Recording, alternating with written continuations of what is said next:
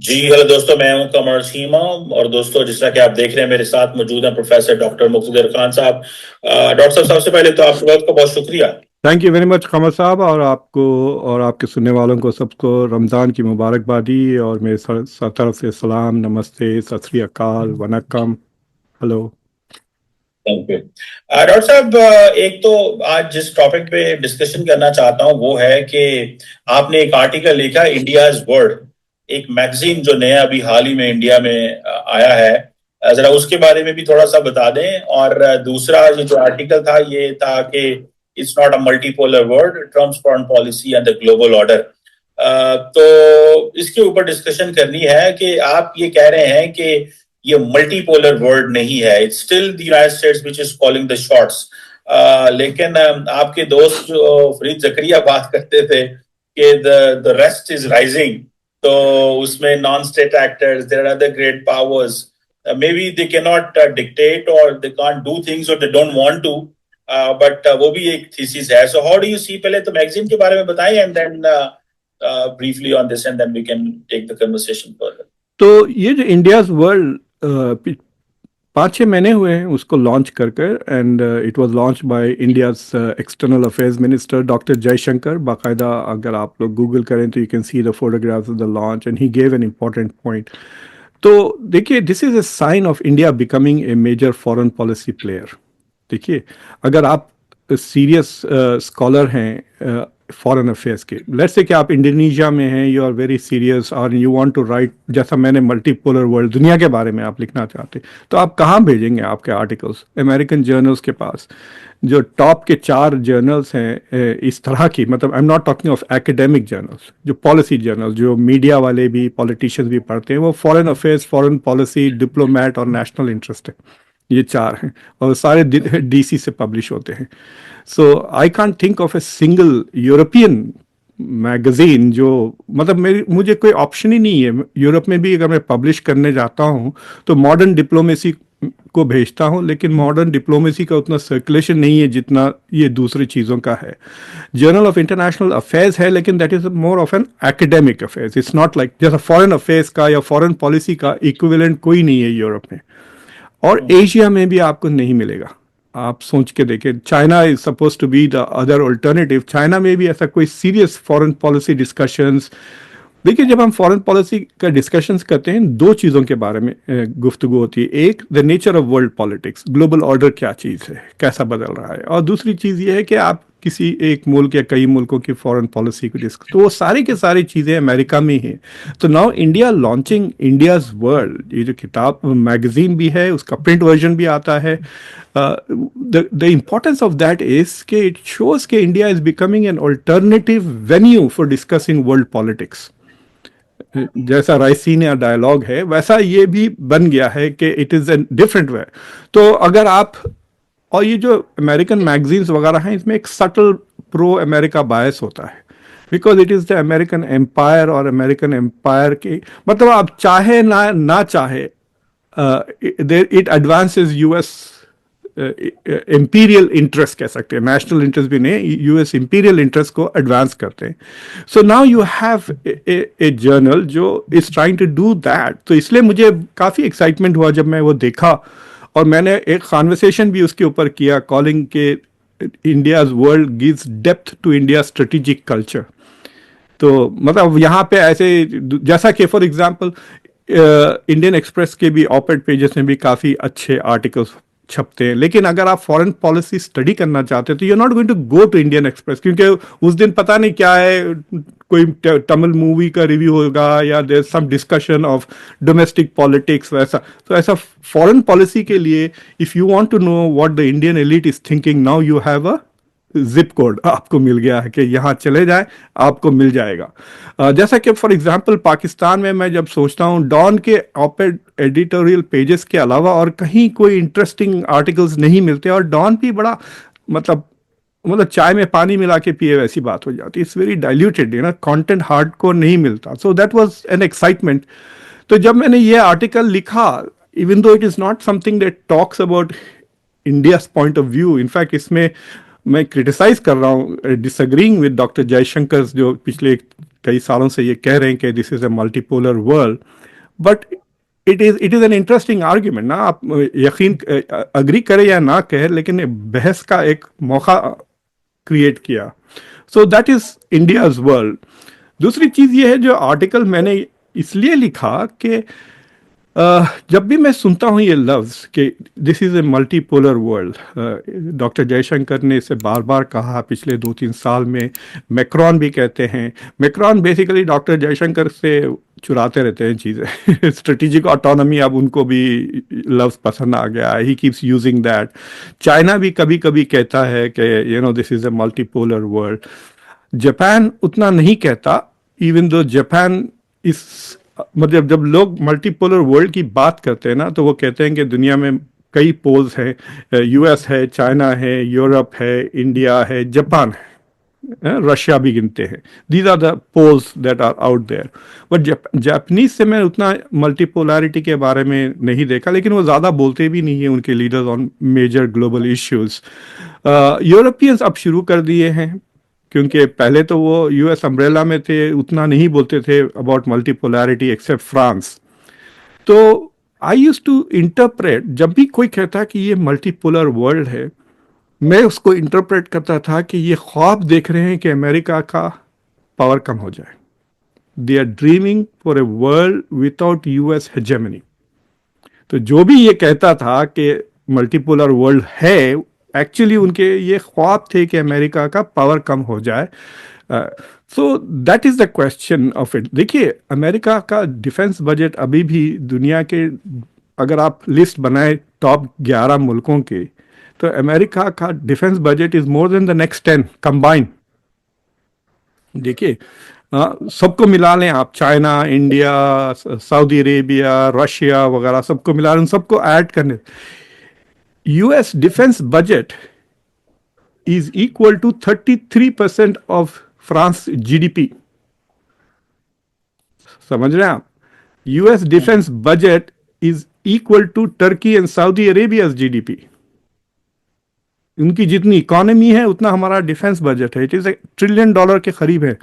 जो छुपा हुआ है, अगर आप उसको भी ऐड कर दें तो it goes over $1 trillion. So militarily there is no comparison to the US.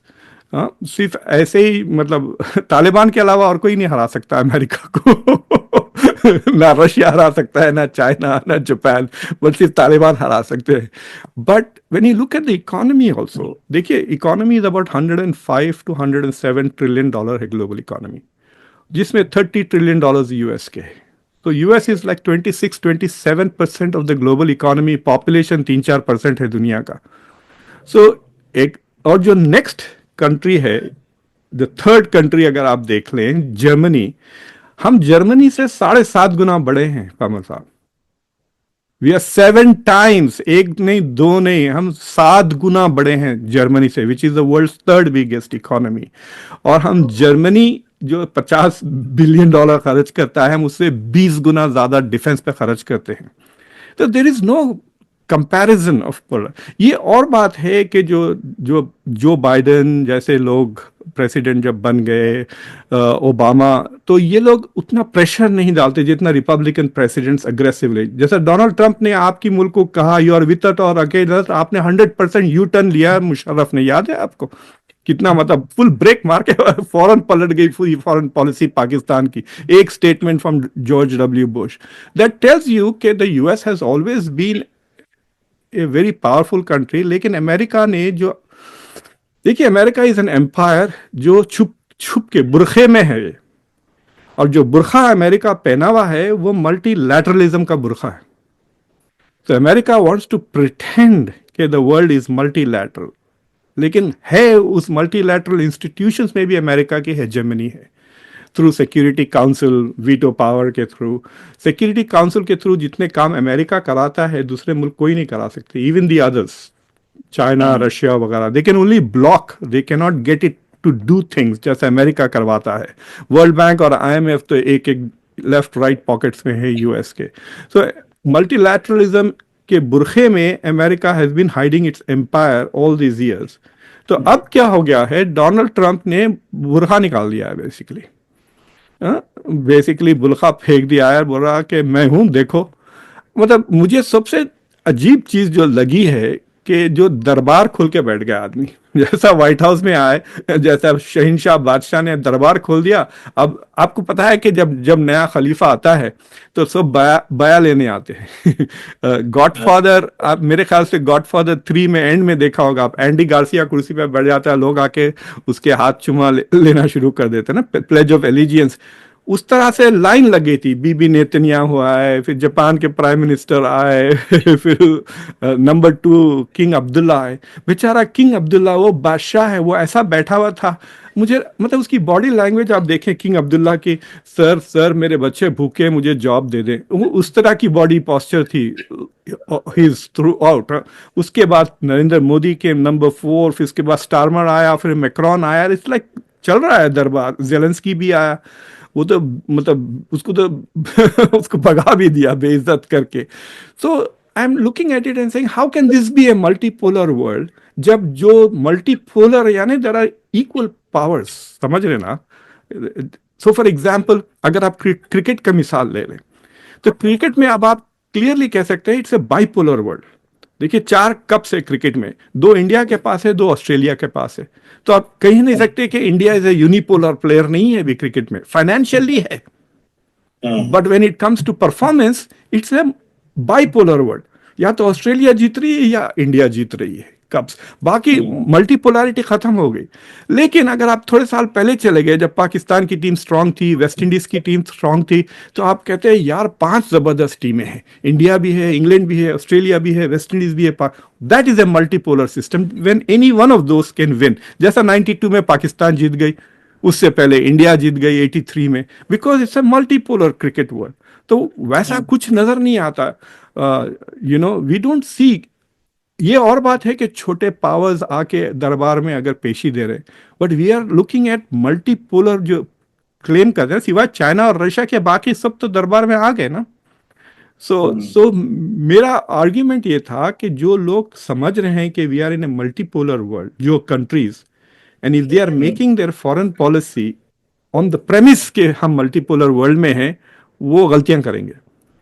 तो मैं इसलिए कह रहा हूं कि आप रिकग्नाइज कर लें कि this is a unipolar world with America as a major dominant force. अब आप अपनी फॉरेन पॉलिसी ऐसा बनाएं कि you are dealing with a unipolar world. Unipolar system में 2 किस्म के स्ट्रेटेजिक रेस्पॉन्सेस होते हैं, एक बैंड वैगनिंग कहते हैं और एक बैलेंसिंग। तो basically it's like going to jail. आप जेल में गए और देखे एक बहुत बड़ा गुंडा है वहां पर, जो आपके सारे चीजें ले लेगा, घर से जो भी खाना पानी आएगा वो आपको पीट के ले लेगा। तो आपके पास 2 चॉइस है, या तो आप उसका चमचा बन जाए, या आप अपनी एक गैंग बना लें ताकि उसकी गैंग को compete। तो either India, China, Russia, Europe, all of them come together, इसको कहते हैं बैलेंसिंग, और अमेरिका को बैलेंस करने की कोशिश करें, या अमेरिका के साथ हो जाए, राइट। तो right now I think most countries are bandwagoning, not balancing. Hmm. बिल्कुल ठीक है डॉक्टर साहब, ये बताएं कि इसको आप कैसे कहेंगे कि यूरोपियन यूनियन के ऊपर लगाया टैरिफ, उन्होंने रिस्पॉन्ड कर दिया विद अदर $28 बिलियन। कनाडा ने रिस्पॉन्ड कर दिया, चाइना ने रिस्पॉन्ड कर दिया, हर मुल्क रिस्पॉन्ड करने को तैयार है सिवाय मेरा ख्याल है अभी इंडिया के। इंडिया ने तो सबसे पहले वैसे ही टैरिफ्स कम कर दिए, जाने से पहले ही नरेंद्र मोदी साहब ने, हर मुल्क ने रिस्पॉन्ड कर दिया। अमेरिका को बिजली महंगी कर दी, सारे के सारे उन्होंने कहा जी शिकागो की महंगी कर दो, डिट्रॉइट की महंगी कर दो। उल्टा रिस्पॉन्ड किया है। एक बात, क्या अमेरिकन पावर आपको नहीं लगता कॉम्प्रोमाइज हो गई? एक है मिलिटरल, देखें आपने जो जोसेफ नाई ने कहा था कि देयर आर 3 चेस बोर्ड्स हैं, फॉर एग्जांपल जी, it's political, economic and military. So military chess board में तो देयर इज नो कंपटीशन, आपने बताया डिफेंस के वाले से, but in economy and in politics the question is that अगर आप इसको बाइफरकेट कर ले तो डू यू स्टिल बिलीव कि जी in politics and economy United States is still running the unipolar world? Militarily तो वो फोर्स कर सकता है, और वो भी जहां पे बूट्स ऑन ग्राउंड होंगे वहां पे अपनी मर्जी के इंसेंट जो आउटकम है नहीं ले सकता। बट एज लॉन्ग एज जिसको फॉर एग्जाम्पल सारी दुनिया बुलिंग कह रही है, मिसाल के तौर पे कैनेडियंस बुलिंग कह रहे हैं, हम नहीं तुम्हारी बात मानते, हम नहीं तुम्हें मानते, तुमने जो करना है कर लो, हम तुम्हें रिस्पॉन्ड करेंगे, मतलब इन अदर वर्ड्स हमारी जुबान में वो ये कर रहे हैं. So don't you think the world has responded? Maybe the United States is powerful, but the world is responding and it will respond further. तो मेरे साथ एक थॉट एक्सपेरिमेंट करें. तो लेट्स से कि इंडियंस या पाकिस्तानीज जो want to migrate to the west, उनको कहे कि अमेरिका बंद हो गया है, सेकंड बेस्ट कंट्री आप कौन सी चुनते हैं जहां आप माइग्रेट करना चाहें, तो आप व्हाट विल यू पिक हमारे साथ? मैं तो माइग्रेट ही नहीं करूंगा. मतलब what do you think people will pick, which country do you think people will pick number 2 spot पे? इन पाकिस्तान से तो मेरे ख्याल से it would be somewhere in Europe और कनाडा में. यस, कनाडा ले लें या जर्मनी ले लें या यूके ले लें, ठीक है. अगर अमेरिका की जीडीपी $35,000 पर कैपिटा से गिर जाती है, यानी जापान जितनी वेल्थी है, जापान उतना निकाल दे आप अमेरिका से, then we will still be richer than Canada, Germany. समझे आप? हमारी जो पर कैपिटा जीडीपी है, इट इज अराउंड $89,000. अगर उसमें से आप जापान की पर कैपिटा जीडीपी जो $35,000 है, अगर वो निकाल लेते हैं, अगर अमेरिकन इतने गरीब हो जाते हैं, तो we will still be richer than Germany and Canada, जो 54-55 के करीब है उनकी पर कैपिटा इनकम. तो अगर आप यूके को अमेरिका में लेकर आते हैं, तो it will be the poorest state in America. हमारे जो गांव हैं, मिसिसिपी, अलाबामा, ये सब हमने बबास बैठे हुए हैं वहां पे, they are wealthier than United Kingdom. इतना गरीब हो जाएगा, ठीक है. So people are not understanding the logic कि इट्स लाइक सेइंग कि आप मेरे से पंगा कर रहे हैं, आप मेरी ये उंगली तोड़ दी और मैंने आपके दोनों आंखें ले ली, you think it's a good fight? तो यूरोप की इकोनॉमी देखें आप, जर्मनी दो साल से रिसेशन में है, यानी उसकी इकोनॉमी श्रिंक हो रही है. 2 साल से इट हैज श्रंक. 2023 2024 में भी श्रिंक हुआ है. अब अगर लकी हैं तो वो 0.1% से ग्रो करेंगे. France is expected to grow by 1% in 2025. This is before Trump के टैरिफ्स. अगर टैरिफ लग जाते हैं ट्रंप की तरफ से, ये सारे मुल्क रिसेशन में आ जाएंगे. समझ रहे ना आप? America might go into recession. अभी इतना हमारी जो स्टॉक मार्केट गिरी है ना, हमारी स्टॉक मार्केट में से एक जर्मनी चला गया, $4.5 ट्रिलियन लॉस हुआ है पिछले 4-5 दिन में अमेरिकन स्टॉक मार्केट पे, which is more then Germany's GDP. India के उतना लॉस हुआ है हमको. लेकिन अगर आप डाउ जोन्स इंडेक्स गूगल करें आप, तो वो आपको ग्राफ देता है. तो अभी the stock market is like 41, Dow Jones 41 कुछ 600 कुछ चल रहा है. सो आप अगर आप उसको 5 मंथ 6 मंथ्स करें तो we are back to where we were in October. समझे आप? तो अमेरिका टुडे इतना नुकसान होने के बाद हम अक्टूबर 2024 की पोजीशन में, एंड मुझे याद है I was very very happy and well off in October 2025, अल्हम्दुलिल्लाह. समझ रहे हैं आप मेरी बात? सो द पॉइंट इज के we will suffer, but we will suffer less. और जब ग्लोबल इकोनॉमी श्रिंक होने लगेगी ना, तो ये जो लड़ रहे हैं स्टेट्स, उनका उतना नुकसान नहीं होगा. लेकिन जो खामोश बैठ के देख रहे हैं, they are going to be in deep trouble. अब जैसे अमेरिका और कनाडा की टैरिफ फाइट चल रही है, पिछले 2 दिन से चाइना ने कनाडा पे धमाल से लगा दी है टैरिफ्स, उसकी एग्रीकल्चरल प्रोडक्ट्स. चाइना कोई अटेंशन ही नहीं पे कर रहा है. आप उसको गूगल करके पढ़े, China is about to destroy Canada's agricultural products, क्योंकि कनाडा ने भी चाइना पर वो टैरिफ लगाए ना ईवी पर. तो व्हाट इज हैपनिंग इज कि इट इज क्वाइट पॉसिबल कि 5-6 महीने के अंदर Canada will collapse economically. We are not going to collapse. हमको रिसेशन में अभी नहीं आए भाई, 2.5% से ग्रो कर रहे हैं. आपको पता है कोविड के बाद we have added an India to our economy. Covid से अभी तो मुल्क स्ट्रगल कर रहे हैं, रिकवर कर रहे हैं. If you go back and look at America GDP in 2020 और अब, we have added $5 trillion to our economy in the last 5 years. लेकिन वो डॉक्टर साहब, ये तो सारे आप लोग, फॉर एग्जांपल मैं अभी सितंबर में अमेरिका में था, मुझे नहीं पता बाकियों का. मैं वहां पे गया, वॉलमार्ट जी सबसे सस्ता एक स्टोर है, जी हाँ. ठीक है. तो गया मैं मुझे याद है 1 साल पहले जब अमेरिका था तो मैं पानी लेने जाता था तो जो 40 बॉटल में जो मिलती थी वो $2-2.5 की मिलती थी. अभी मैं गया हूं, मुझे $4.5 की आई थिंक वो मिल रही थी. सो द क्वेश्चन इज दैट कि ठीक है, आपने सही कहा कि अमीर तो अमीर तर हो रहा है, ये कैपिटलिज्म है, बट निचले लेवल पे तो there is a lot of panic कि लोगों के अंदर जो है वो ये, मैं I am not going to get into that, उस डिस्कशन में नहीं जाना चाहता, जी. लेकिन ऑब्वियसली एक हैव एंड हैव नॉट्स है. लेकिन डॉक्टर साहब, मैं जो तो सवाल करना वो चाहता हूं, अमेरिका के लिए प्रॉब्लम नहीं है. जो इन्फ्लेशन की बात कर रहे हैं ना आप, इन्फ्लेशन और जॉब लॉसेस जो होने वाला है, बिकॉज डोनाल्ड ट्रंप सिर्फ फॉरेन पॉलिसी नहीं कर रहे, डोमेस्टिक पॉलिसी पे भी वो काफी हमले किए हुए हैं. जैसा कि डोज से कई हजारों लोगों की नौकरियां निकाल दी है, डिपार्टमेंट ऑफ एजुकेशन को 50% कर दिया. तो he is actually increasing unemployment by doing that, right. तो यस, उसका problem is not for America, उसका प्रॉब्लम ट्रंप के लिए है. मिड टर्म में शायद बुरी तरह हार जाए उसकी पार्टी अगर इन्फ्लेशन हाई है वगैरह. बट इन्फ्लेशन अमेरिका में 3.5% है, 2.5%, 3.5% है, ज्यादा से ज्यादा 5% होगा. आप लोग 20%, 35%, 30% ऐसा चल रहा है. मतलब आप बोले कि आप पानी पीना छोड़ दिए क्या पाकिस्तान में? 30% है भाई. तो so people are still Bharat तो मुकाबले ही कोई नहीं है डॉक्टर हाँ साहब. लेकिन मुझे एक सवाल बताएं, जी एक सवाल मैं और करना चाहता हूं आपसे जी कि at the end of the day it doesn't matter how much power you have. जी It matters that either you can translate that power into your benefit or not, or either it is getting counterproductive or not.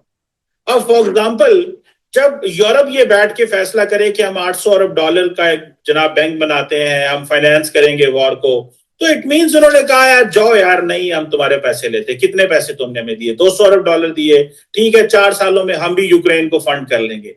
It is not a question कि Donald Trump क्या कर सकता है. मैं इसको अगर अपनी जुबान में कहूं तो वो हम जिसे कहते हैं ना, हमारे पंजाबी में कहते हैं वजन उठा लेंगे यार, देखा जाएगा यार, जाओ तुमने जो करना है.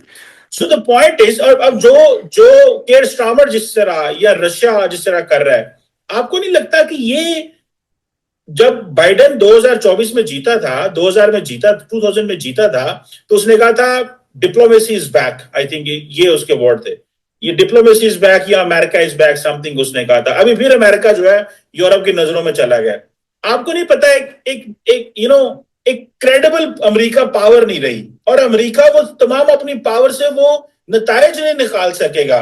डोंट यू थिंक कि ये कहने की प्रॉब्लम होगा? सी देर आर, देखिए, जितना भी अमेरिका को नुकसान होगा ना आइंदा 6 महीने में, इंशाल्लाह मैं पर्सनली भर दूंगा. Is it credible? अगर $2-3 ट्रिलियन तक नुकसान अगर होता है अमेरिका का, तो मैं अपनी जेब से दे दूंगा. क्या आपको ये एक स्टेटमेंट क्रेडिबल लग रहा है कि डॉक्टर मुख्तदर अपनी जेब से $3 ट्रिलियन निकाल कर अमेरिका को दे देंगे अगर उसको नहीं ना? मतलब हंस रहे हैं आप.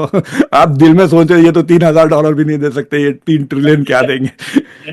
स्टारमर का वैसे ही है. जब यूरोप कहते हैं ना कि हम ये कर लेंगे वो कर लेंगे, तो क्यों नहीं किया भाई? आपको क्या गुलामी की आदत है? जो पिछले 70 साल से अमेरिका की गुलामी आप कर रहे हैं. अगर आप में जरा भी गैरत होती, खुददारी होती, तो आप पहले ही कर लेते, इंडिपेंडेंट हो जाते, मार्शल प्लान ही ना लेते, राइट. तो दूसरी बात, उसके बाद स्टारमर ने बड़े बड़े बातें किए, लेकिन किया क्या उन्होंने? उनकी जो समिट हुई थी, उस समिट में उन्होंने कुछ कितने ऑफर किए? $2 बिलियन, वो भी लोन. उसने कोई ग्रांट नहीं दिया. यूक्रेन को $2 बिलियन कुछ लोन ऑफर किया, विद द कंडीशन कि आप नॉर्दर्न आयरलैंड में बने हुए 5,000 मिसाइल वो खरीदेंगे आप सिर्फ. यानी उन्होंने अपनी ही कंट्री की मैन्युफैक्चरिंग को सब्सिडाइज कर लिया. और वो जो लोन वो दे रहे हैं, वो पैसे कहां से आ रहे हैं? वो रशिया के एसेट्स को लेकर. तो ये जो बातें कर रहे हैं, ये रशिया के एसेट्स को लिक्विडेट करके they want to give it to Ukraine. That is what they are threatening to do. देखे देखें फिर बात करेंगे.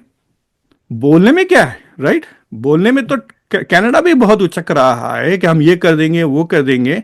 Let them implement it. भागे भागे तो आ गए थे ना. मतलब ट्रूडो तो चक्कर डोनाल्ड ट्रंप की स्वेरिंग इन से पहले चक्कर काट रहे हैं, और डोनाल्ड ट्रंप के वो मारालागो भी चले गए थे. So it is not a simple, it is not that easy to implement. ये और बात है, आप ये कह सकते हैं कि अमेरिका का सॉफ्ट पावर खत्म हो रहा है इसके वजह से, या अमेरिकन हेजेमनी खत्म हो रही है, या जो ग्लोबल ऑर्डर अमेरिका ने बनाया था टू एडवांस अमेरिका इंटरेस्ट, वो कमजोर हो रहा है. डोनाल्ड ट्रंप की आर्ग्यूमेंट ये है कि वो जो हमने ऑर्डर बनाया था, उस ऑर्डर की वजह से तो चाइना इतना बड़ा सुपर पावर बन गया. देखिए, आप, Donald Trump is not imposing tariffs. वो टैरिफ नहीं लगा रहा है, वो रेसिप्रोकल टैरिफ लगा रहा है. Can you understand the difference? Yeah. Right. Donald Trump ये कह रहा है कि तुमने जो मुझ पर इतने सालों से लगाया हुआ है, इंडिया के ऊपर देख लें आप, इंडिया 150% था ऑन लग्जरी कार्स वगैरह, वो अमेरिका को अंडरमाइन कर रहा था. Tesla was not able to go and sell there, lot of these things, right. वो बार बार उसकी बात करते हैं, वो मोटरसाइकिल्स की, but it was a small market. अब वो उन्होंने वो 150 से 75% कर दिया है, बट दे स्टिल पुट 75% है लग्जरी गुड्स पर जो अमेरिका से आ रहे हैं. तो अमेरिका उन पे 75% लगा दिया, तो क्या नुकसान हो जाएगा अमेरिका का? इंडिया का नुकसान नहीं होगा उसमें, right. So people are not understanding the logic. देखिए, I think Trump made a mistake by saying कि आई विल इंपोज टैरिफ. वो शुरू से वही कहना था कि I will impose reciprocal tariff, तो सबकी पोल खुल गई ना. अब जब लोग जाके जब लिस्ट देख रहे हैं, कनाडा अमेरिका के एग्रीकल्चरल बास प्रोडक्ट्स पे 250% टैक्स लगाता है. ये कनाडा लगाता है. वाई? इतने सालों से Y didn't Biden do it? देखिए, ये पैनामा कैनाल का आप चक्कर देख लें. बाइडेन एडमिनिस्ट्रेशन ने क्या एक लफ्ज भी कहा पैनामा कैनाल के बारे में? हाँ, ये अमेरिकन, 30-40 हजार अमेरिकन मर गए थे उसके बनाने में, मलेरिया से, and we gave it to them for $1. इस नियत से नहीं दिए थे कि आप वो चाइना को भेज दें. दोनों एंड्स उन्होंने चाइना को भेज दिया था. Like, it is so, it's like saying मैं आपको कह रहा हूं कि ये मेरी गाड़ी ले जाए, आप इसको यूज करें, आप उठा के आप मेरे दुश्मन को बेच रहे हैं वो गाड़ी, या किराए पे दे रहे हैं.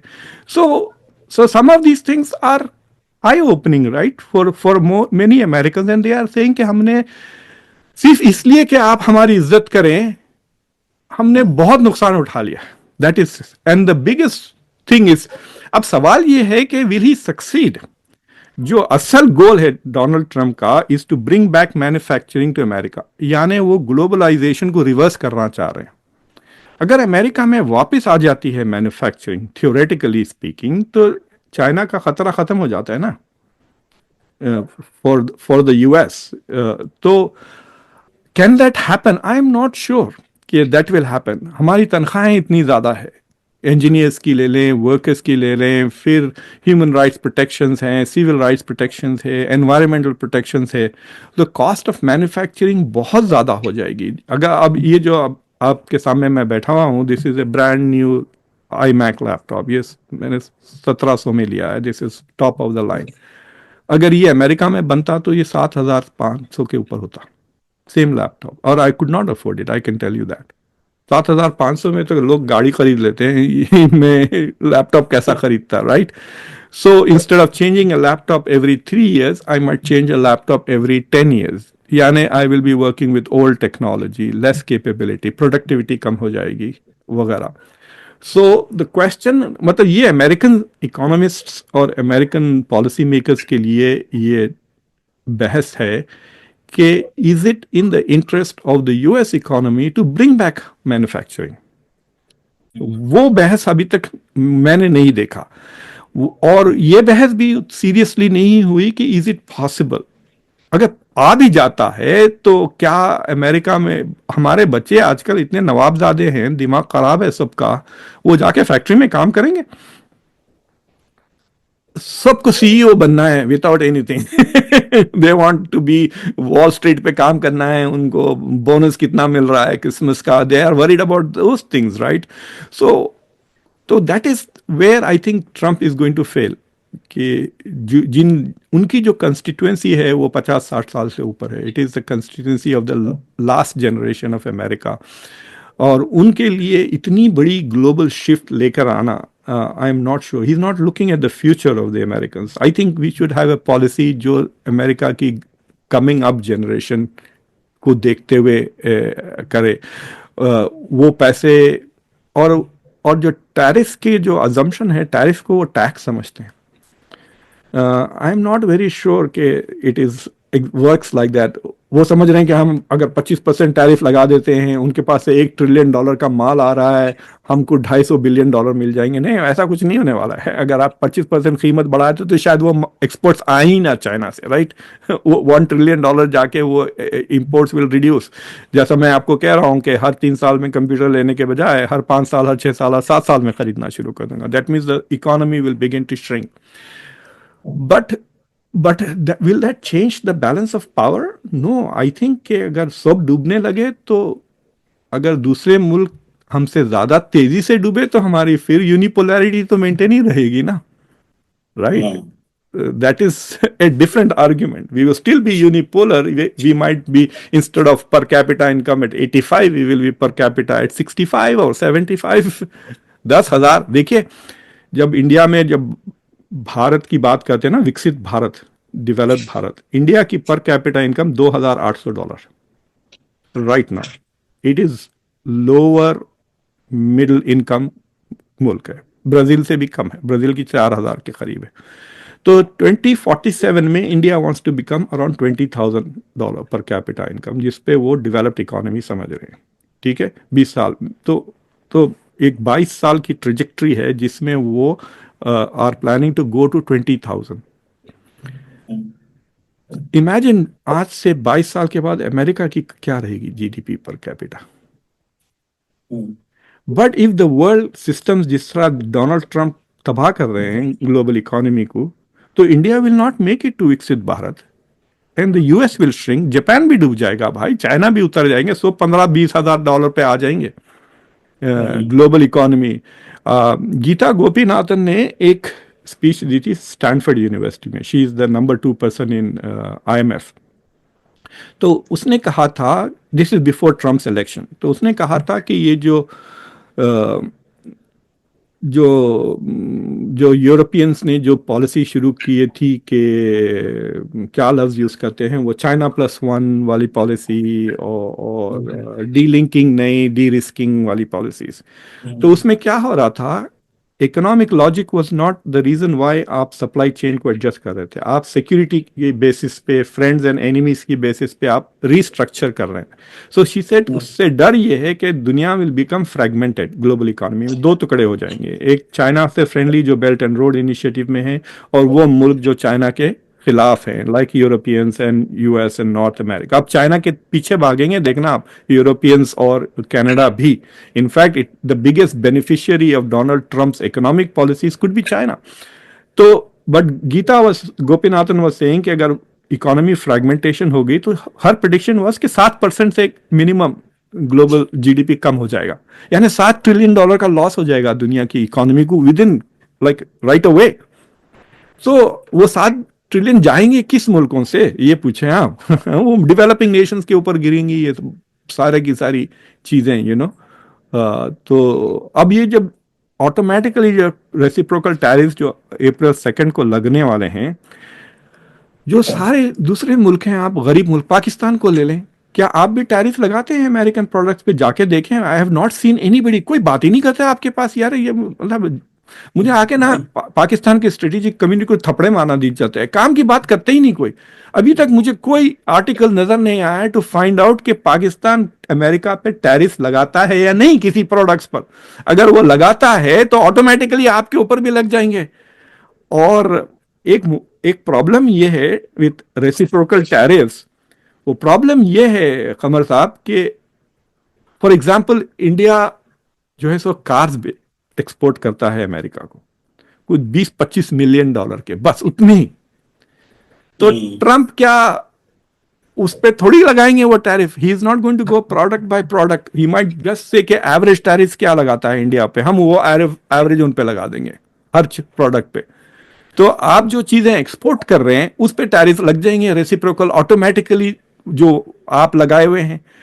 दूसरे कंट्रीज, इट्स नॉट कि you are going to escape, because he is going to put it across the board. All countries which have tariffs with the US will gate.